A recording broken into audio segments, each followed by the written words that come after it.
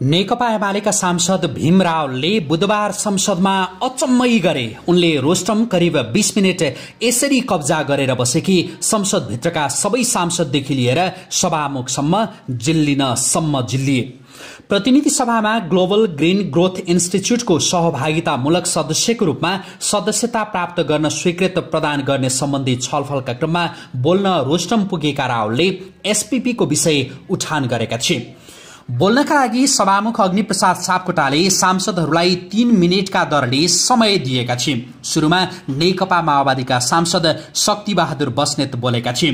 त्यसपछि सांसद पूर्णकुमारी सुवेदी बोलेकी छिन्। सुवेदीपछि बोल्ने पालो एमाले सांसद भीम रावलको थियो। रावललाई रोस्टम बोलाएर सभामुख सापकोटा बाहिर निस्किएका थिए। यसपछि सभामुख आसनमा नेकपा माओवादी केन्द्रकी सांसद सत्या पहाडी बसेकी छिन्। एमाले सांसद रावलले छलफलमा प्रस्तुत प्रस्तावबारे नेपाल सरकारले ध्यान दिनुपर्ने बताउँदै कुरा सुरु गरेका थिए। उनले भने कुनै पनि ठूला देशहरू जसले प्रशस्त मात्रामा हरित गृह ग्यास उत्सर्जन गर्छन् उनीहरू कोही पनि सदस्य भएको देखिँदैन। नेपाल सन्धि सम्झौता पीडित देशका रूपमा रहेको छ। आजसम्म सन्धि सम्झौता सच्याउन सकेको छैन। उनले यसपछि विषयान्तर गरे। केही अगाडि एसपीपी बारे धेरै छलफल भए पनि सरकारले अहिलेसम्म पत्र नपठाएको उनले बताए।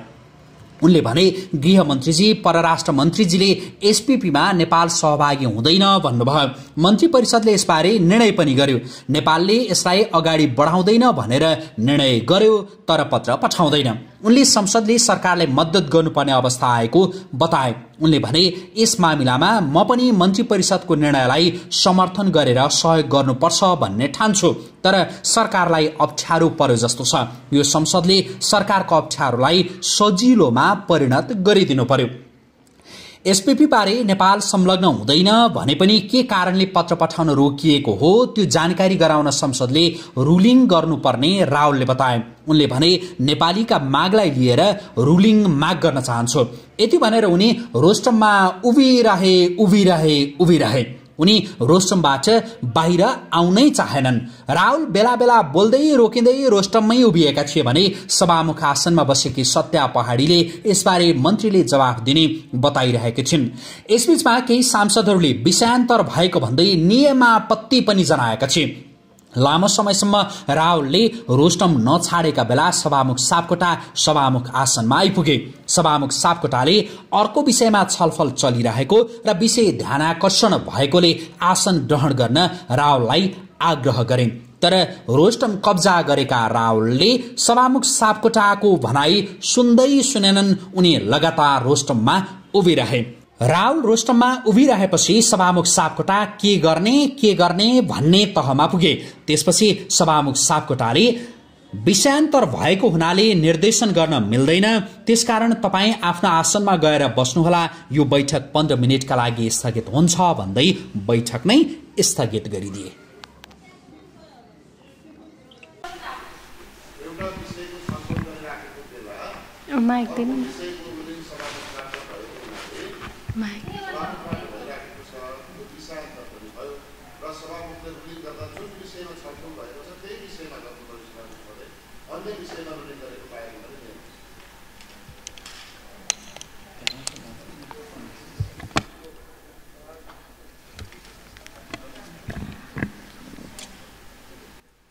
मान्यज्यू, यहाँले आफ्नो आसन ग्रहण गर्नतिर जान अनुरोध गर्छु र यो विषयमा मैले अघि नै भनि पनि सकेको छु र अर्को मान्यजीको पालो आएको छ। यहाँले आफ्नो आसन ग्रहण गरिदिनुहोस्।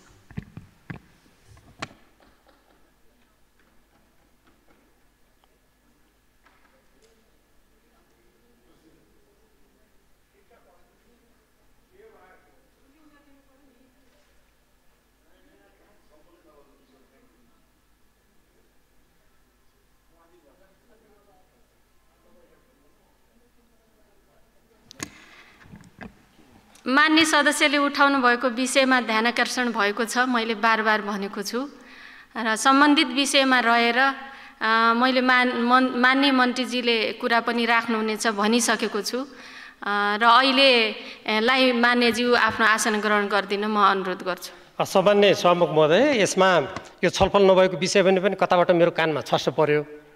यो जति धेरै छलफल भएको विषय अरू छैन, हामी सबैलाई थाहा छ।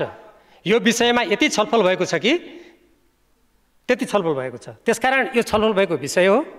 सरकारलाई गाह्रो परेको हुनाले यो नेपाली जनताको सार्वभौम सदनले सहयोग गर्नै पर्ने अवस्था देखियो। त्यो सहयोग गर्ने एउटै उपाय हो सम्मान्य सभामुख महोदयबाट सम्बन्धित देशलाई पत्र पठाएर त्यसको यहाँ जानकारी गराउने। म पुनः अनुरोध गर्न चाहन्छु सम्मान्य सभामुख महोदय, त्यो सरकारलाई निर्देशन होस्।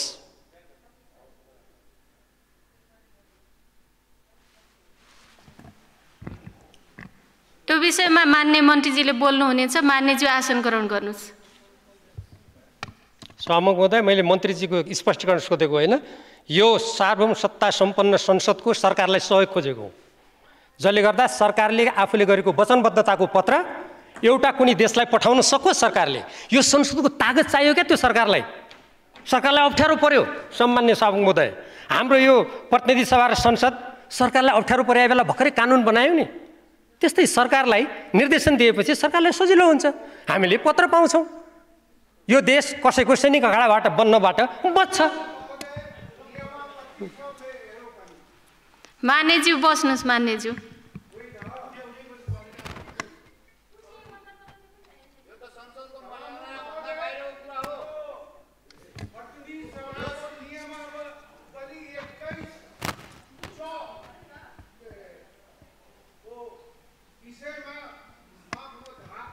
मान्यज्यू बस्नुहोस्। यहाँलाई समय दिएको छैन। मान्यज्यू बस्नु।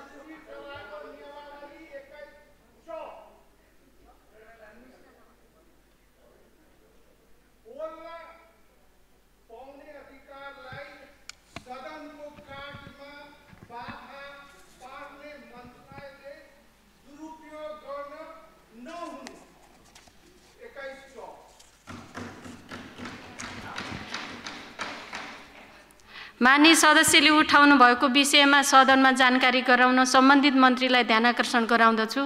मान्यजी आफ्नो आसन ग्रहण गर्नुहोस्। यो जानकारीको विषय होइन सम्मान्य सभामुख महोदय, मैले भनिसकेँ। नेपाल सरकारलाई गाह्रो पर्यो। यो सार्वभौम सत्ता सम्पन्न संसदले प्रतिनिधि सभाको यो बैठकले सरकारलाई सहयोग गर्नु पर्यो। मन्त्री परिषदको निर्णयलाई कार्यान्वयन गर्न मद्दत गर्नु पर्यो। जहाँसम्म यो बाधा पुर्याउने कुरा छ, सरकारले गरेको निर्णयलाई कार्यान्वयन गर्न मद्दतको कुरा गर्दैछु। म बाधा पुर्याउने उद्देश्य भए सरकारको निर्णयको समर्थन गर्छु र म यो त देशको सार्वभौम सत्तासँग सम्बन्धित छ। यो कुनै देशको सैनिक अखाडाबाट यो देशलाई रोक्नुपर्ने कुरासँग सम्बन्धित छ। जुन कुराको समर्थन यही सदनमा गृहमन्त्रीजी र परराष्ट्र मन्त्रीजीले गर्नुभएको छ, म पुनः स्मरण गराउँछु। त्यसकारण नेपाली जनताको निर्वाचित यो प्रतिनिधि सभाको तागत सरकारलाई आवश्यक पर्यो सम्मान्य सभामुख महोदय। त्यसकारण सरकारले यस सम्बन्धमा पत्र पठाएर जानकारी गराए त सरकारलाई सजिलो हुने भयो नि, होइन त? ध्यानाकर्षण भएको छ मान्यज्यू। यो मन्त्रीज्यूले राखेपछि तपाईँको विषयलाई उचित ठानेमा यो ध्यानाकर्षणलाई कार्यान्वयनको लागि रुलिङ गरौँला नि त। अहिले बस्नुहोस् न मान्यज्यू।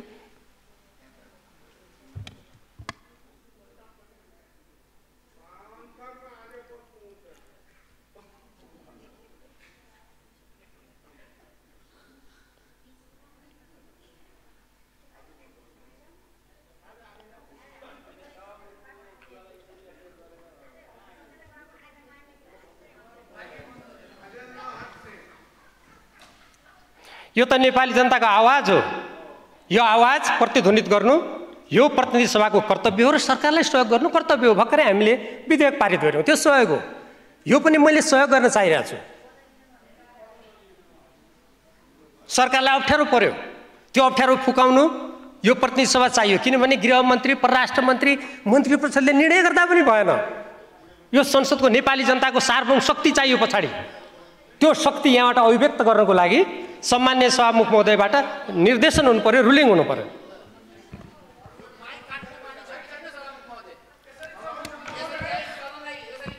मान्यजीहरू धैर्य गर्नुहोस्। वक्ता मान्य सदस्य, तपाईँले उठाउनु भएको विषयतिर गम्भीरतापूर्वक ध्यानाकर्षण भएको छ। अरू मान्यजीलाई पनि बोल्ने पालो दिने हो कि मान्यज्यू?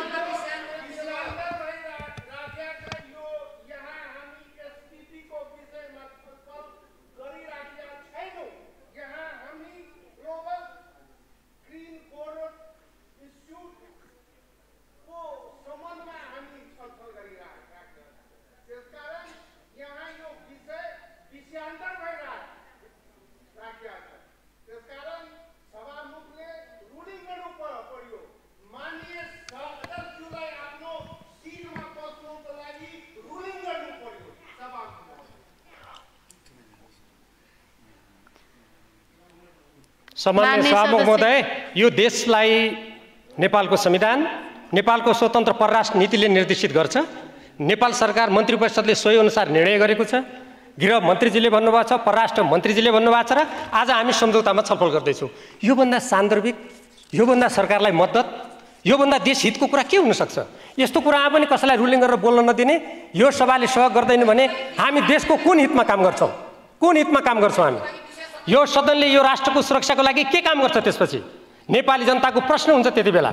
त्यसकारण म एउटा यो प्रतिनिधि सभाको सदस्यको हैसियतले नेपाली जनताको यो आवाजलाई यहाँ व्यक्त गर्न चाहन्छु। मान्य सदस्यज्यू, अरू मान्यज्यूलाई पनि बोल्न दिने हो कि?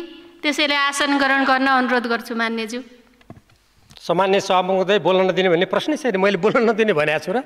सरकारलाई सहयोग गर्नको लागि सभामुख महोदयबाट सरकारले आफै गरेको निर्णय कार्यान्वयन गर, पत्र पठा सरकार र जानकारी दे भन्नु पर्यो भनेर माग गरिरहेको छु म। मैले बोल्न नदिने कहीँ कुरा गरेको छु र? छैन। मान्य सदस्य, प्रतिनिधि सभा नियमावलीको नियम 23 सदस्यले बोलेको कुरा सभाको तत्काल विचाराधीन रहेको विषयसँग सम्बद्ध हुनुपर्छ भन्ने स्पष्ट छ। त्यसकारणले मान्य सदस्य यहाँ आसन ग्रहण गरेर अरू मान्य सदस्यहरूलाई आफ्ना कुरा राख्न दिनुस् भनी म अनुरोध गर्छु। सामान्य सभामुख महोदय, म पुनः अनुरोध गर्न चाहन्छु। यो विचाराधीन विषय पनि हो, यो सम्झौतासँग सम्बन्धित पनि छ। यो नेपालको संविधान बमोजिम पनि गर्नुपर्ने हो, सरकारको निर्णय अनुसार पनि गर्नुपर्ने हो।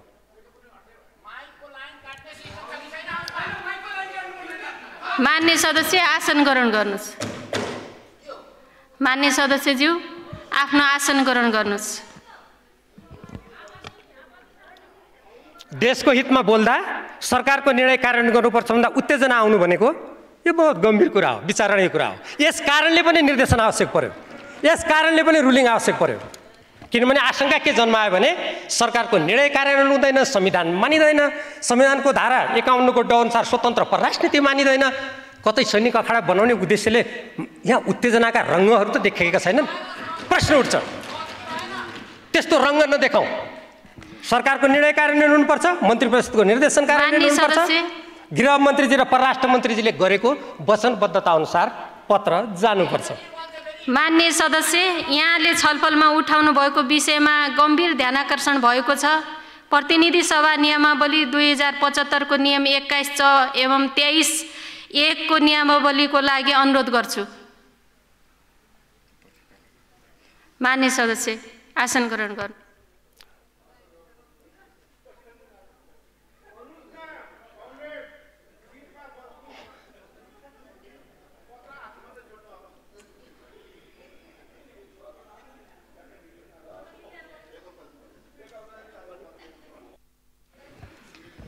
आसन ग्रहण गर्नुहोस् मान्य सदस्य।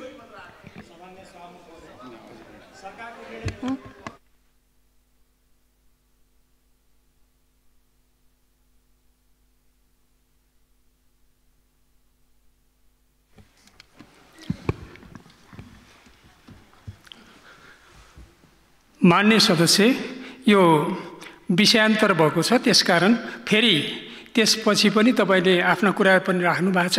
चेयरबाट पनि चाहिँ मेरो ध्यान आकर्षण भएको छ भनेको छ। त्यसै गरी फेरि हाउसमा तपाईँले कुरा राखिसकेपछि सरकारको पनि ध्यान आकर्षण भएको छ। त्यसकारण तपाईँहरूले आफ्नो आसनमा गएर बस्नुहोला। सामान्य सभामुख महोदय, हामी सम्झौतामा छलफल गर्दैछौँ।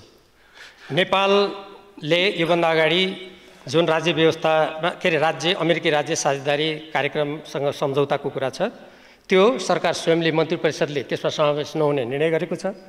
गृह मन्त्री र परराष्ट्र मन्त्रीजीले स्वयं यहाँबाट त्यसमा सामेल नहुने प्रतिबद्धता जनाउनु भएको छ। देशका सबै प्रमुख नेताहरूले त्यही भन्नुभएको छ। संसदमा छलफल भएर त्यो निष्कर्षमा पुग्न बाँकी छ र यहाँ पनि सम्झौताको विषय भएको हुनाले म पुनः सम्मान्य सभामुख महोदयलाई हार्दिक अनुरोध गर्न चाहन्छु।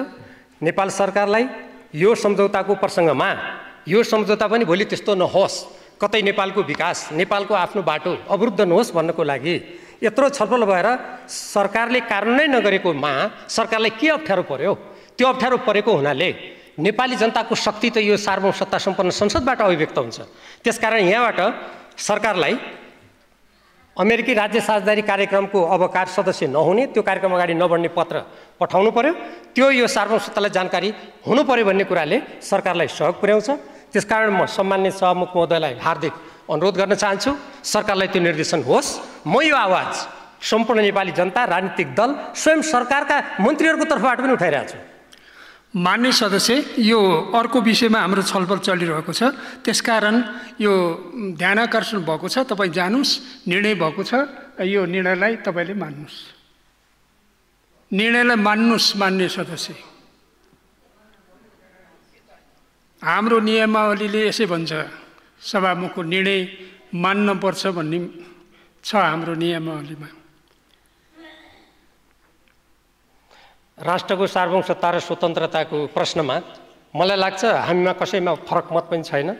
सम्माननीय सभामुख महोदयले जे भन्नुहुन्छ हामी त्यही भन्छौँ, मैले जे भन्नुहुन्छ सिङ्गो संसदले त्यही भन्छ। त्यसकारण सरकारलाई सहयोग गरौँ। सम्माननीय सभामुख महोदय, सरकारलाई तत्सम्बन्धमा पत्र पठाएर यो सदनलाई जानकारी गराउने निर्देशन होस्। विषयान्तर भएको हुनाले त्यो निर्देशन गर्न मिल्दैन। तपाईँ आफ्नो आसनमा गएर बस्नु होला। यो सम्झौता छ नि। यो बैठक 15 मिनटका लागि स्थगित हुन्छ।